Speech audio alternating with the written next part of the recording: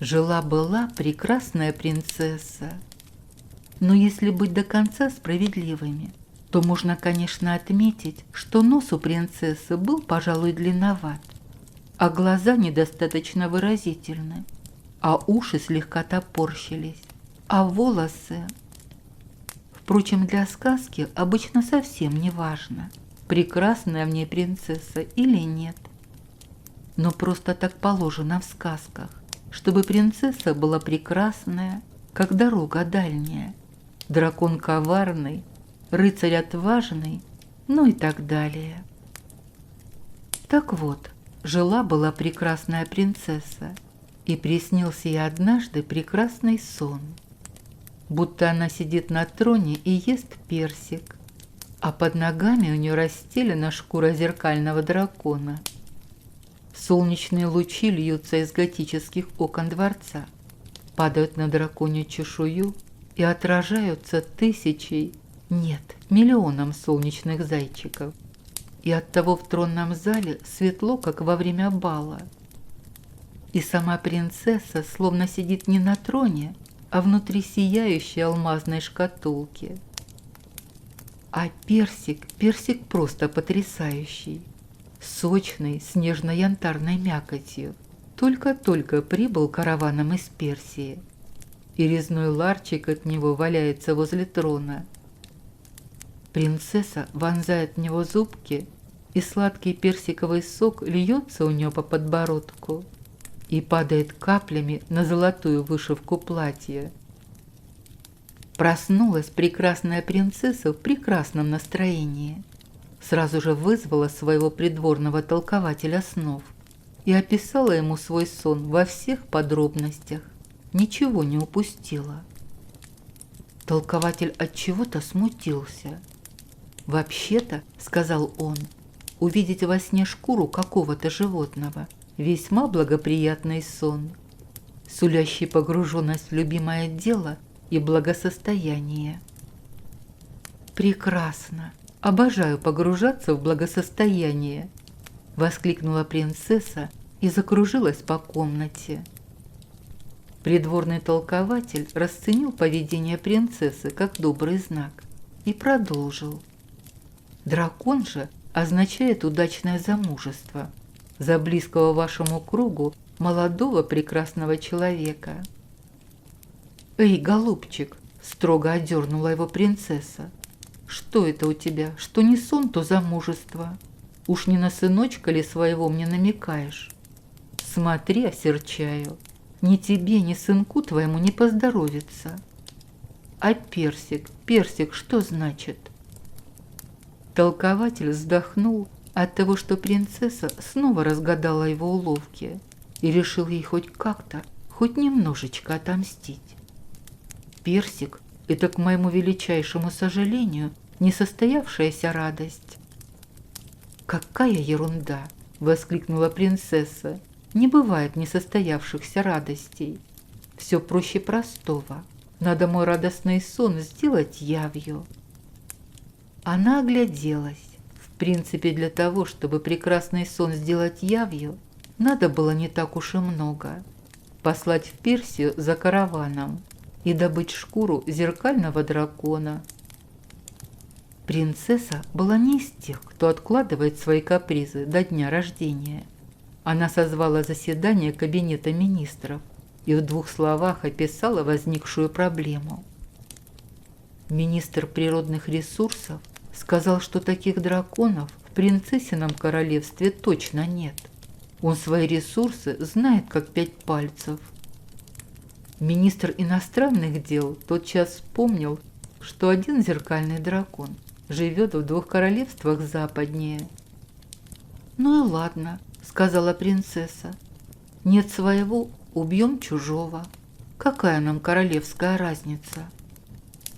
Министр торговли и министр путей сообщения тотчас побежали улаживать вопрос закупки и доставки персика. Министр по кадрам рассылать почтовых голубей рыцарям королевства, а министр дипломатии писать грозное письмо с обещанием войны в королевство с зеркальным драконом. Рыцарей в королевстве было много. Когда все они вошли в тронную залу, принцессе показалось, будто она потерялась в кованом лесу. Только волки в нем не воют, и птицы не кричат.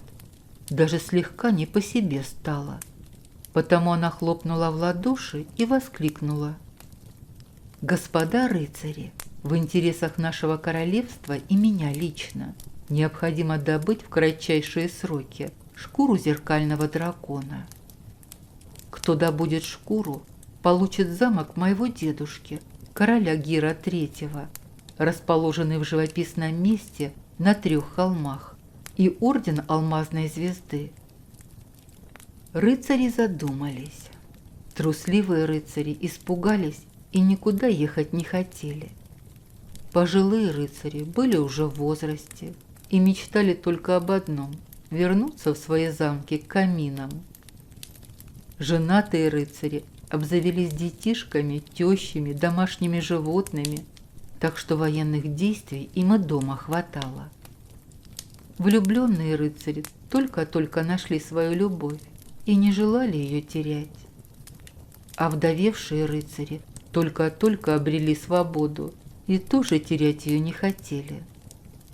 Умные рыцари прикинули в уме стоимость замка и размер налога, который придется с него заплатить в казну, и поняли, что принцесса тоже очень умна и собирается очень выгодно продать развалины своего дедушки, короля Гира III. Из всей толпы рыцарей нашлось только 10 человек, которые были не прочь отправиться в поход. Один из них просто очень скучал и хотел приключений. Другой был таким страшным неудачником, что терять ему было нечего. Третий был очень молод и мечтал о подвигах. Четвертый был тайно влюблен в принцессу и невыносимо страдал. Пятый ненавидел драконов, но не мог объяснить почему. У шестого была очень строгая мама, которая не пускала его даже в соседний замок выпить эля в компании других рыцарей, и при поисках дракона он надеялся неплохо провести время.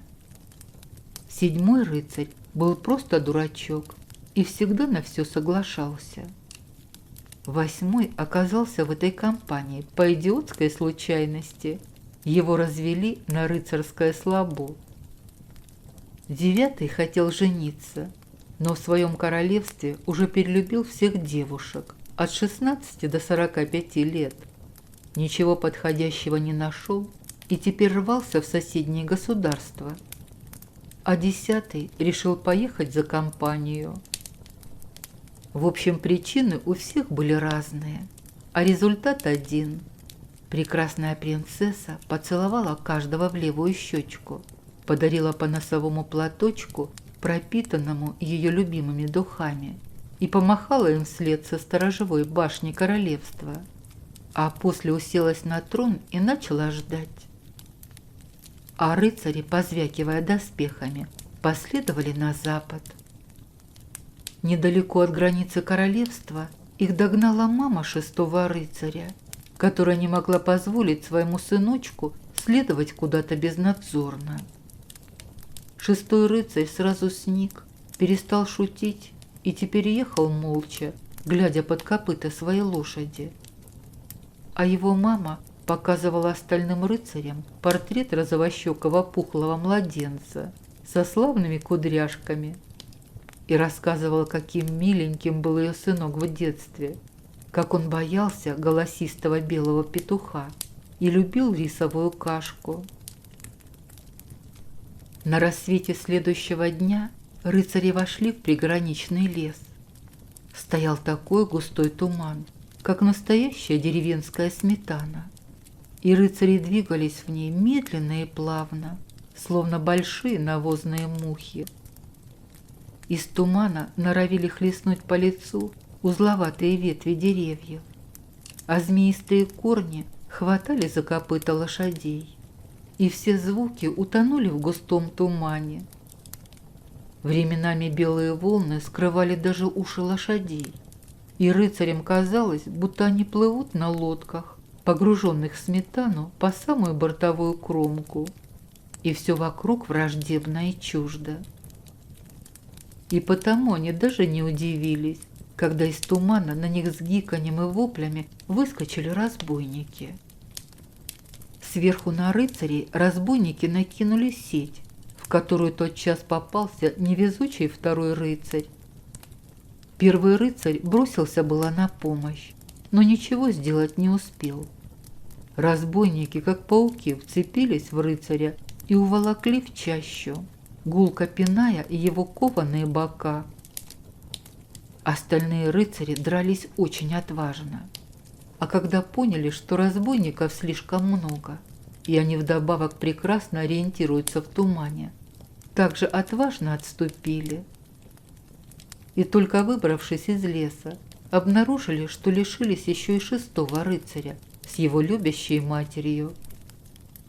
Первый рыцарь утверждал, что надо вернуться и найти плененных рыцарей. Если они живы, вырвать их от разбойников, а если мертвы, достойно похоронить. Но никто не поддержал первого рыцаря. Во-первых, всех ужасала только одна мысль о том, что надо вернуться в туманный лес. А во-вторых, все рыцари были очень разумными и понимали, что если второй и шестой рыцари мертвы, то им уже не помочь. А если живы, то жива и любящая мама, а значит, придется спасать и ее тоже. Спасти-то, может, и не проблема, а вот выслушивать потом бесконечные рассказы о мокрых штанишках, рисовой кашке и больном животике не хотелось даже первому рыцарю. Никому даже в голову не пришло, что шестой рыцарь не погиб и не взят в плен. Когда на них напали разбойники, шестой рыцарь вдруг страшно позавидовал этим нечесанным и невоспитанным парням, которые могут себе позволить совсем не говорить по-французски, даже не думают учиться бальным танцам и никогда не пудрят волосы, а только и делают, что охотятся, пьют эль, играют в карты и обижают путешественников. Позавидовал и понял, что это его единственный шанс сбежать от любящей мамы и жить так, как ему всегда хотелось. Поэтому он не стал драться с разбойниками, а незаметно направил лошадь в ближайшие кусты и отсиделся там до конца боя. А потом, когда все стихло, последовал за разбойниками. Разбойники оказались и правда неплохими ребятами. Они и второго рыцаря отпустили на все 4 стороны и даже позаботились о том, чтобы бедолаге легче шагалось по лесным дорогам. Услужливо сняли с него тяжелые доспехи, взяли на хранение оружие и обещали позаботиться о коне. А когда из кустов вышел шестой рыцарь и попросился в их компанию, с радостью его приняли. Вскоре их догнала любящая мама шестого рыцаря, и разбойники обрадовались еще больше, потому что никто из них не умел готовить и штопать носки. Только сам новобранец как-то заметно сник и перестал шутить. А любящая мама рассказывала разбойникам, как ее любящее сердце безошибочно указало верный путь сквозь туман и показывала всем портрет розовощекого пухлого младенца со славными кудряшками. А 8 рыцарей отдохнули, напоили лошадей и пустились в путь. Впереди велась желтой лентой дорога соседнего государства, и лошади выбивали из нее копытами облачка легкой пыли. Солнечные лучики застревали в завитках кованых доспехов и дрожали яркими искорками, как пойманные в паутину мотыльки. Каждый думал о своем, кроме 7-го рыцаря, который это занятие очень не любил. Первый рыцарь задумался о неожиданных поворотах, которые, оказывается, выкидывает жизнь. Третий страдал, что так и не совершил подвига. 4 вдыхал запах любимых духов его любимой принцессы и тоже страдал, но сладко.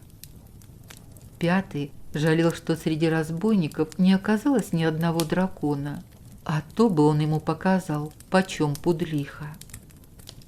8 сам себя успокаивал.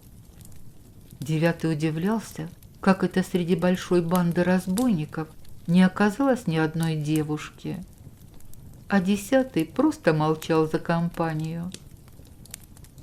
Вскоре дорога стала утоптаннее, запетляла среди ржаных полей, обещая вывести рыцарей к крестьянскому поселению соседнего государства. Еще издали рыцари услышали крики о помощи и увидели поднимающиеся над лесом густые клубы дыма. Поэтому они пришпорили коней и влетели в деревню, как настоящие герои, бряцая оружием и сверкая доспехами. Правда, их эффектного появления никто, кроме деревенских мальчишек, не заметил. Все были заняты тушением пожара и суетились вокруг горящего дома с ведрами, лопатами и топорами. Истошно кричала и рвала на себе волосы измазанная сажей женщина в рваном платье. Муж у нее в доме остался, пояснили рыцарям старухи. Пьяница, сам уснул и дом поджег. Жаль его, помрет теперь не за понюшку табаку. А сапожник был на 2 деревни один. Рыцари поняли, что это их шанс совершить подвиг. Но только пожар тушить, не с драконом сражаться. Тут рыцарю специальная подготовка нужна. Доспехи снять, помолиться, с речью выступить и принести клятву верности своей даме сердца. Словом, стали рыцари торжественно, как положено людям их положение, спешиваться. Первый рыцарь задумался о превратностях судьбы. 3 рыцарь достал свой рог и протрубил сигнал «К бою готовься». 4 снял с груди медальон с портретом прекрасной принцессы и всплакнул. 5 с надеждой спросил, не дракон ли устроил поджог. Но, услышав, что совершенно точно не дракон, а деревенский пьяница, заскучал и лезть в горящий дом передумал. 7 завороженно уставился в огонь и, казалось, позабыл обо всем на свете. 8 растерялся. 9 приосанился, поглядывая украдкой на девушек. А 10 начал готовиться к подвигу за компанию. Но на собравшихся крестьян все эти приготовления, как ни странно, не произвели должного впечатления. А какая-то совсем нахальная бабенка с огромными ведрами, спеша к горящему дому, даже оттолкнула 3-го рыцаря бедром, вместо того, чтобы вежливо попросить дать ей дорогу. И только испачканная сажей женщина бросилась к ним, рыдая и заламывая руки. «Отважные рыцари!» — воскликнула она. «Неужели среди вас не найдется ни одного храбреца, который спасет жизнь моего мужа?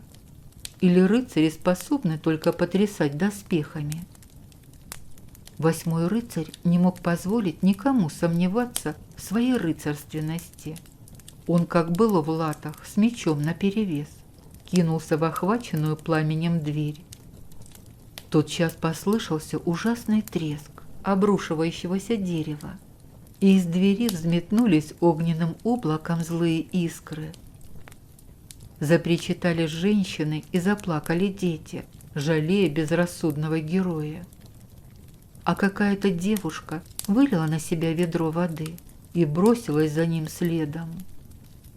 Через минуту она появилась из огня, одной рукой таща на себе сапожника, а другой волоча 8 рыцаря закованный сапог. Сапожник оказался живеханик, только волосы у него на голове сгорели начисто, словно корова языком слезала. А бедолага 8 рыцарь спекся в своих доспехах как цыпленок гриль в фольге. Отважная девушка посмотрела на него и разрыдалась. «Бедная Мария!» В полголоса, но так, чтобы рыцари слышали, вздохнула кругленькая женщина с лицом похожим на тарелку пшенной каши. Так густо оно было усеяно веснушками. Снова ей не повезло. Выжил бы рыцарь, стал бы ей мужем. «Это у нас обычай такой», — пояснила старушка в надвинутом на глаза платке. «Спасенный в знак признательности должен на спасительнице жениться. А Мария уже дважды себе мужей выспасала. Год назад охотника от медведя отбила. Но он смолодушничал и в рекруты подался. А на прошедшую Пасху она остановила разъяренного быка, как раз в тот момент, когда он чуть не поднял на рога кондрашку пастуха. Так этого кондрашку ее братья до сих пор по всему государству разыскивают. Сбежал подлец прямо из церкви. И чем Мария ему плоха оказалась? Вздохнула дородная баба с ведром. Умница, красавица и работница лучше не придумаешь.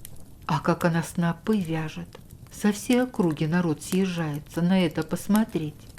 Эх! Смотреть-то смотрят, а в жены не берут. Снова втерлась старушка. Опасаются. Уж больно нрав у нее горячий и сила богатырская. Она как-то раз во время пашни на коня рассердилась. Стукнула его кулаком промеж глаз, а он из копыт долой. 9-й рыцарь дальше уже не слушал. Он как только увидел Марию, подобно божественной саламандре из огня выступающую, понял, что наконец-то встретил свою судьбу. Именно о такой девушке он и мечтал всю свою жизнь, с которой ни на дракона, ни на вражье воинство пойти не страшно. За себя ему опасаться нечего было. Его голова в рыцарских турнирах закалилась, словно камень. Ни один великан не сотрясет. И коней у него так много, что Мария и за всю жизнь не перешибает. В общем, он, не откладывая дело в долгий ящик, встал перед красавицей на правое колено и сделал ей предложение руки и сердца. А Мария слезы рукавом утерла, посмотрела на 9-го рыцаря удивленно и, убедившись, что он не шутит, с радостью согласилась. Тут же подскочили ее братья и, как были, с ведрами, лопатами и топорами, окружили жениха плотным кольцом. Так, на всякий случай. А то лови его потом по всему государству.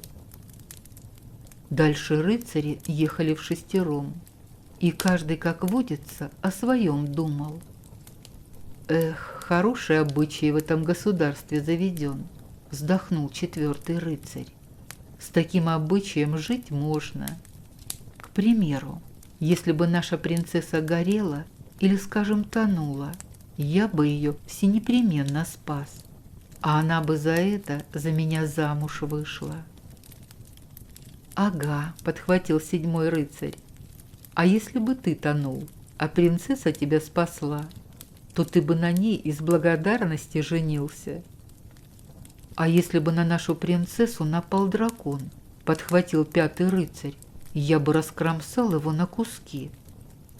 И на принцессе бы женился, насторожился 4-й рыцарь. А что, и женился бы? Чем плохо на принцессе жениться? К тому же потом, когда принцессы тяжело занемогают и умирают в расцвете своей красоты, их мужья королями становятся. А я, пожалуй, не прочь стать королем. Так ведь, чтобы королем стать, еще овдоветь надо, удивился 3-й рыцарь. А принцессы обычно очень долго живут, по статистике лет до 100, в то время как принцы едва до 35 дотягивают. А это не проблема, отмахнулся 5-й. На то у меня алхимик имеется. Всего один алхимик, засмеялся третий рыцарь. «У нашей принцессы их 20. Видели 2 года назад на похоронах ее батюшки Гира IV толпу замысловато одетых старичков. Кто в чалме, кто в халате со звездами, кто на коврике из гвоздей. Так вот это они и были. Говорят, лучшие специалисты со всего света. И куда тебе с одним чахлым алхимишкой соваться в короли?» «Да как ты смеешь, негодяй!» — возмутился 5-й рыцарь. «Разговаривать так со мной, отпрыском древнего рода. Ты сын простого гончара». «Простого да непростого. А когда твой знатный папенька в бархатном камзоле за троном отирался, мой отец победил великана Аглоеда и спас все государство от разорения». «Ха, нашел чем хвалиться», — не успокаивался 5-й рыцарь. «При дворе говаривали, будто Аглоед сам дух испустил от старости. А твой папаша только и преуспел, как уже с мертвого великана голову снять и королю доставить». Слово за слово не успели прочие рыцари опомниться, как 3-й с 5-м сцепились не на смех, а на совесть, чисто по-рыцарски. Кони храпят, металл бряцает, мечи со свистом рассекают воздух и, сталкиваясь, высекают холодные искры. И спустя мгновение 3-й рыцарь, размахнувшись, рубанул по плечу 5-го, нанеся своему врагу смертельную рану, и сам упал на землю, напоровшись на копье. 4 рыцарей смахнули с глаз скупые рыцарские слезы и похоронили своих товарищей на берегу реки, возложив на свежие земляные холмики шлемы и алые дикие розы. Очень эффектно получилось. Жаль, что больше оценить было некому. А вот с памятной надписью заминка вышла. Неловко как-то было писать. Поубивали друг дружку в обоюдном бою. Не героически это звучало. Поэтому рыцари, изрядно помучившись, нацарапали на большом валуне следующее: «Под этим камнем покоятся отважные рыцари, погибшие в неравном бою с великаном». Потом каждый, как водится, на минуточку задумался о своем. Первый тотчас добавил в поэму строфу о загадочной красоте природы. 7-й захотел искупаться. 10-й хмыкнул, а 4-й, как всегда, не отличился оригинальностью и вспомнил прекрасную принцессу. А когда восхищение немного улеглось, стали рыцари думать, что дальше делать. Надо же как-то дракона вылавливать. «Драконов на девушек ловить надо», — сказал первый рыцарь. «Я слышал, они на девушек очень клюют». «А где же мы девушку возьмем?» — удивился 7-й рыцарь. «А мы ее и брать не будем, мы ее сымитируем. Ну-ка, кто из нас больше всего на девушку похож?» Тут все посмотрели на 4-го рыцаря, а он в свою очередь запротестовал. «Неправда, я на девушку нисколько не похож. Ну где, скажите, вы видели девушку такого недюжинного роста?» Тут все дружно вспомнили красавицу Марию. «Ну хорошо, тогда подумайте, видели ли вы девушек с такими стальными мускулами?» И все опять вспомнили красавицу Марию. «Ну, допустим, не унимался 4-й рыцарь, а где вы видели девушку с усами?» Тут все снова дружно вспомнили красавицу Марию. И 4-й рыцарь понял, что больше аргументов у него нет. «Ладно, раз так нужно для нашей прекрасной принцессы, будь по-вашему. Только пообещайте мне, что если со мной что-нибудь случится, передать прекрасной принцессе, что я любил ее больше жизни». Рыцари пообещали, раздели 4-го до исподнего и привязали к столетней сосне.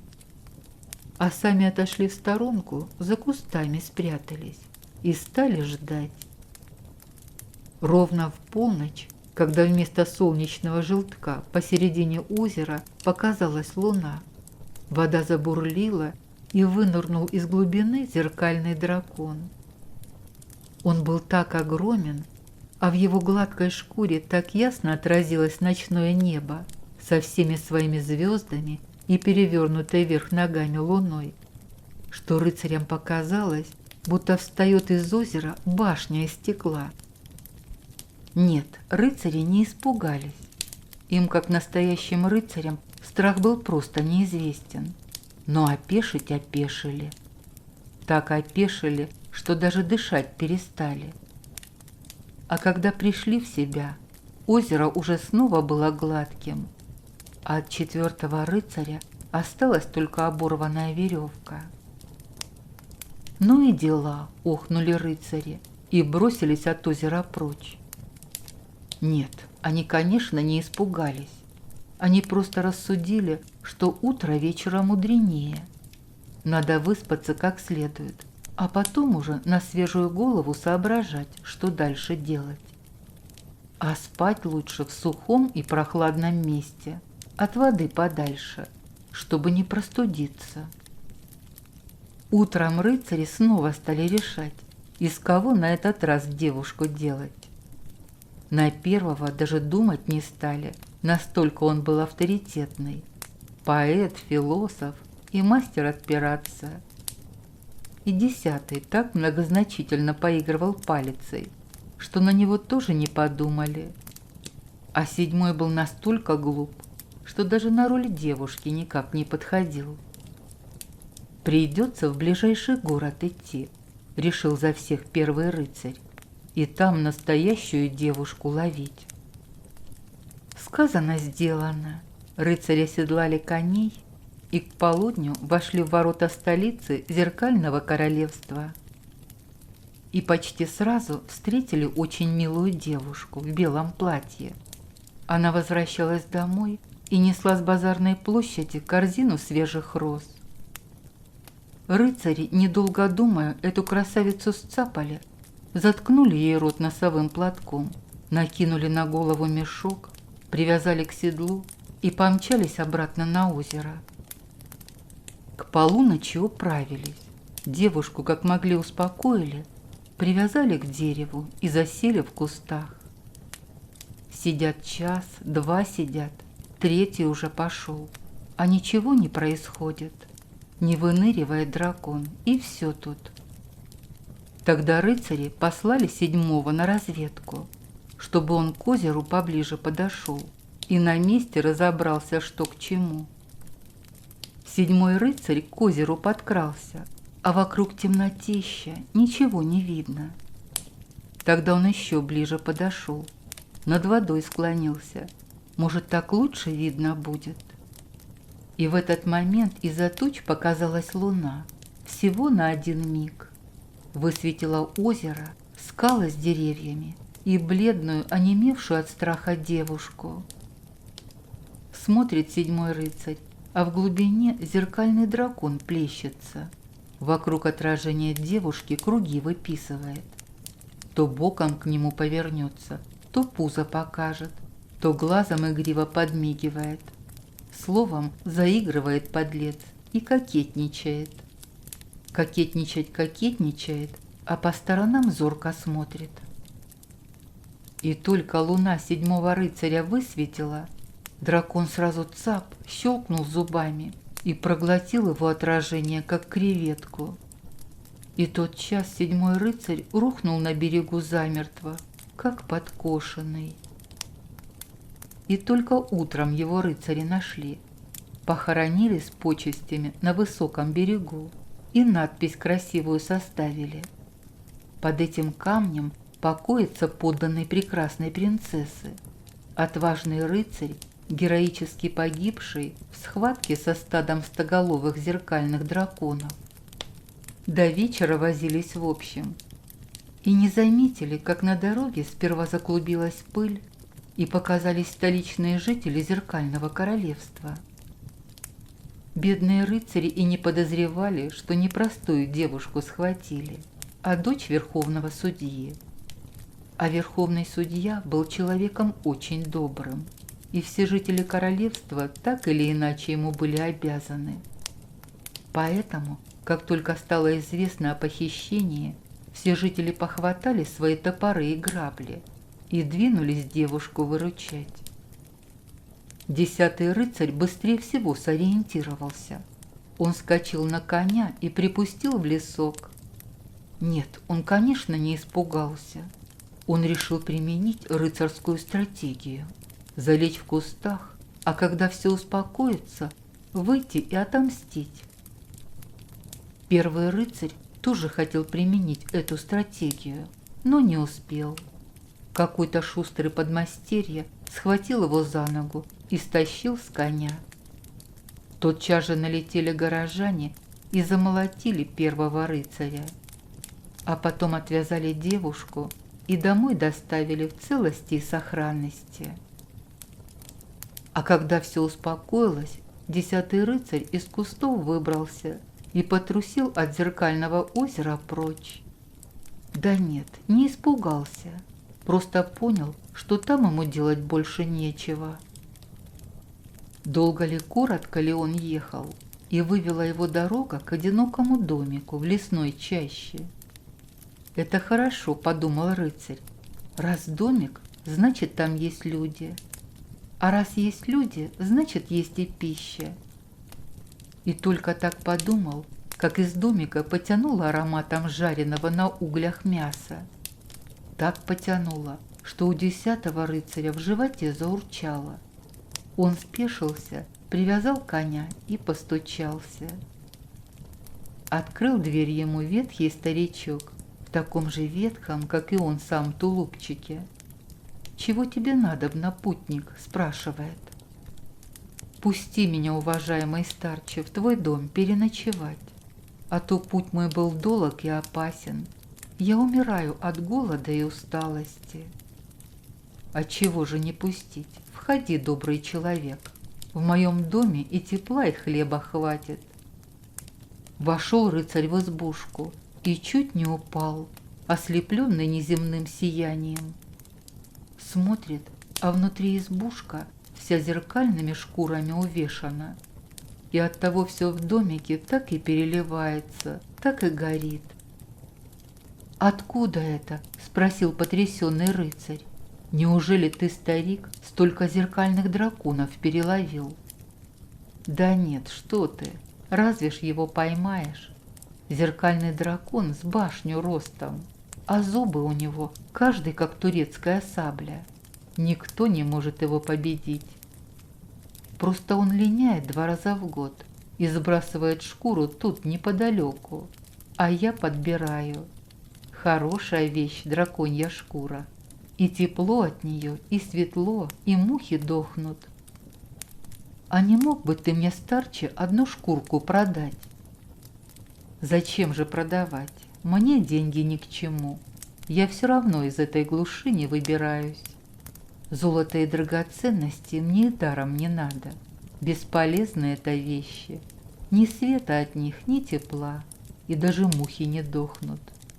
Бери, раз так уж у тебя нужда есть». Обрадовался рыцарь неописуемо, даже про усталость и голод забыл. Приторочил шкуру к седлу и поскакал в свое родное королевство.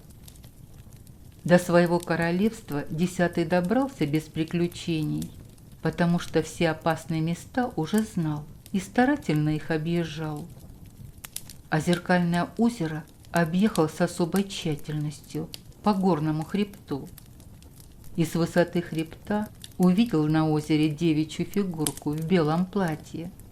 Девушка сидела на берегу и смотрела в воду, а в глубине вокруг ее отражения резвился и выписывал круги зеркальный дракон. Посмотрел на них рыцарь и немного загрустил, как грустил всегда, когда видел безмятежно счастливую влюбленную пару. «Ах, какая прелесть!»